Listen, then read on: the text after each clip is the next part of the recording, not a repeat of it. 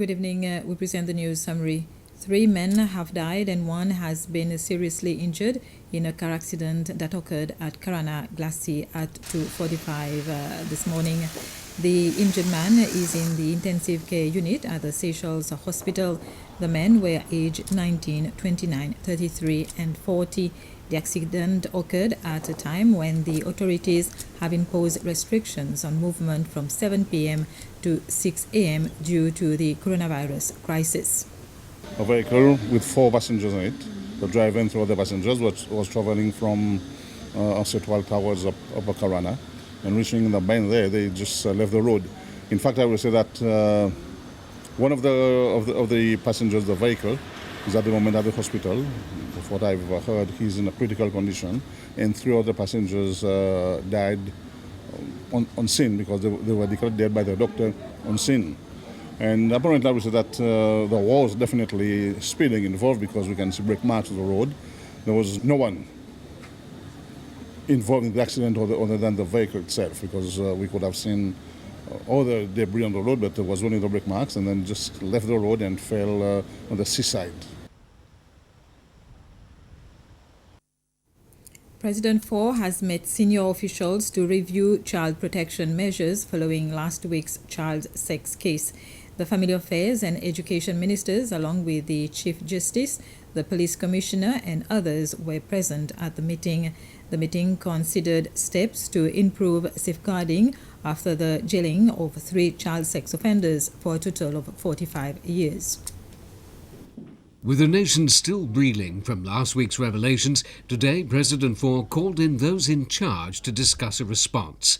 Around the table for 3 hours, policymakers, law enforcers, those responsible for child protection and families brainstormed ideas. As you know, we have a lot of cases. The statistics are quite, I would say, alarming. Government wants to intensify its effort to protect children, to ensure that we are more or less on the alert at all times, all the agencies, the police and all, and we also give assistance to those who are victims of sexual offences. Today, government agencies agreed to work more closely with each other to reduce the number of child sex offences. And the message that has come out clearly is that as a government, we do not have any tolerance. It's zero tolerance to child abuse.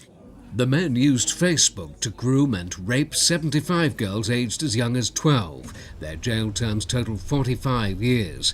But it's thought the true number of victims could reach 200, with many victims and perpetrators still unidentified. A lot of suggestion has been made as to how the agencies of government, the ministries, has to work hand in hand with other agencies to be able to give greater protection to children. We also want to send a strong message out there to parents, to other adults, to other partners, to ensure that we give a helping hand to protect our children.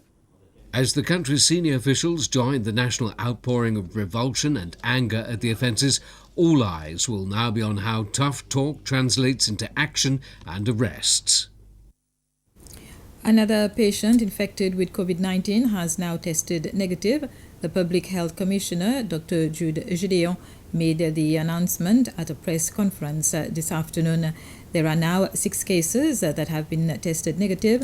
They have been transferred to the quarantine center at Beauvallon for further observation.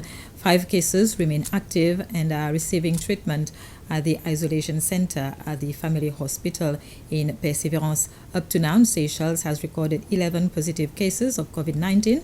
Dr. Gédéon also said that the restriction of movement has been extended to until the 4th of May.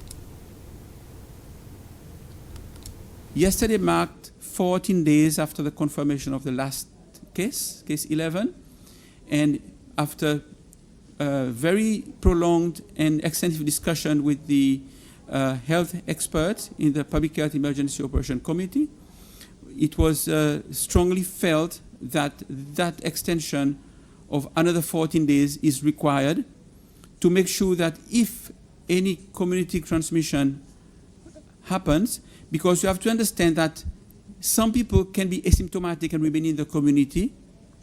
They're not ill, but they can transmit the virus. So to increase our chance of capturing such a case without it having to have been exposed to many people, the further extension of 14 days is necessary. We will therefore extend the restriction from the 30th of April up to the 4th of May. That will be the Monday, the 4th of May. After the closure of state schools in mid-March due to the COVID-19, the Ministry of Education has made new arrangements for learning to continue at home. And on SBC3, students can follow special recorded educational programs. A group of 7 teachers from Prana Secondary are part of this project. The subjects vary from languages, geography, physics, and mathematics, amongst others. Okay, it's a very innovative strategy. Like you know, right now, we don't know what will happen, okay, whether this virus will prolong or not. So definitely we need to educate our young, which are at home. Okay, I know some of the school we have posted on blogs and the website, but it's not enough. I feel that there need to be more consistent teaching to ensure that there is no gap when they go back to school. Okay, do you think geography and history, it's easier for you to teach using PowerPoint presentation and on TV? Well, I don't think so, because in geography and history, it's mostly concept being taught, and we don't have a lot of example. It depends on the topic being taught. Some of the examples, some of the topics are a bit abstract to the students of Seychelles, because some of the topics, the concept does not experience here. We don't experience it here, as compared to the other subjects, such as maths or English, which is universal. But then again, for geography, the advantage that we have lots of diagram. So we can use diagram to kind of illustrate or to interpret the concept for the students better. This was a news summary. Thank you for your attention.